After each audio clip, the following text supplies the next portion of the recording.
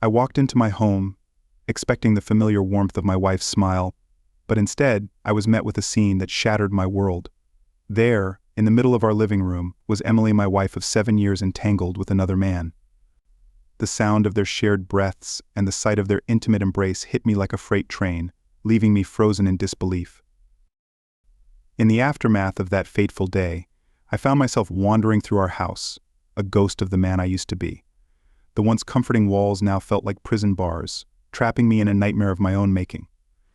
Every room seemed to echo with the memories of a love that had been so real, so fulfilling, and now seemed nothing more than a cruel illusion.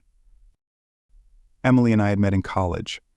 We were both young, full of dreams and ambitions. I remember the way her eyes sparkled when she spoke about her passions, how her laughter was a melody that could lift my spirits no matter how heavy the day had been. We were inseparable. I fell for her completely, and when I asked her to marry me, it felt like the most natural step in the world. Our early years were filled with laughter and love.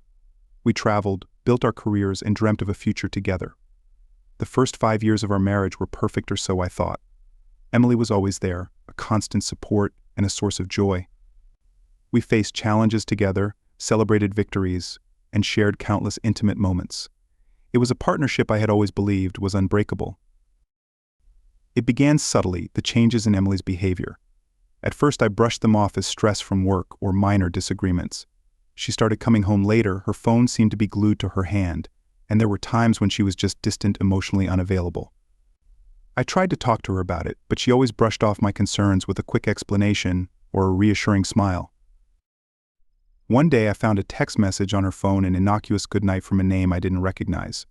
I dismissed it as a harmless message from a friend or colleague, but the seed of doubt had been planted. I started noticing more and more of these messages, each one seemingly innocuous, but together they painted a picture of a growing disconnect. The breaking point came on a rainy Thursday evening. Emily had told me she was going out for drinks with a few friends from work. I had decided to surprise her with her favorite dessert, hoping to lift her spirits. When I arrived at the bar she frequented, I didn't expect to see her so caught up was I in my own optimism. But there she was, her laughter ringing out above the noise of the crowd, and next to her was James, her coworker, someone I had met only a few times. I watched as they leaned in close, their conversation taking on an intimate tone that made my heart sink. The final blow came when I saw them exchange a lingering kiss. I stood there, numb, as my world unraveled in front of me. I didn't confront Emily that night.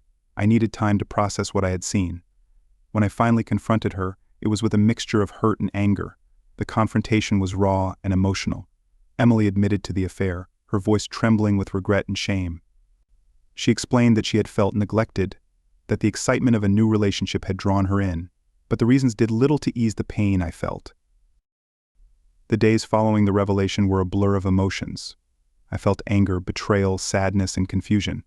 Friends and family offered support, but their words felt hollow. Emily moved out temporarily, giving me space to think. I threw myself into work, trying to drown out the pain with busy days and long nights. During this time, I began to reflect on our relationship, the moments of joy, and the subtle signs of trouble I had ignored. It was a painful process, piecing together the fragments of our life together and understanding where it had gone wrong. In the months that followed, I started to rebuild my life. I sought therapy, not only to deal with the immediate trauma but to understand my own role in the relationship's breakdown. I began to find solace in small things, reconnecting with old friends, exploring new hobbies, and focusing on my personal growth. Emily reached out occasionally, expressing her remorse and a desire to make amends. I appreciated her efforts but knew that rebuilding trust would take time.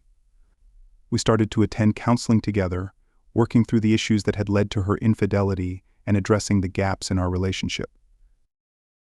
As time passed, I began to see a glimmer of hope. The journey of healing was long and challenging, but it taught me about forgiveness, resilience, and the strength to move forward. Emily and I worked on our relationship, focusing on rebuilding the trust that had been broken. It was a gradual process, but with patience and effort, we started to find a new rhythm. Our story wasn't over, it had changed and evolved. We faced the challenges together, learning from the past and striving for a better future. The echoes of betrayal would always be part of our history, but they no longer defined our relationship. We were working toward a new beginning, one built on honesty, understanding, and a deeper connection.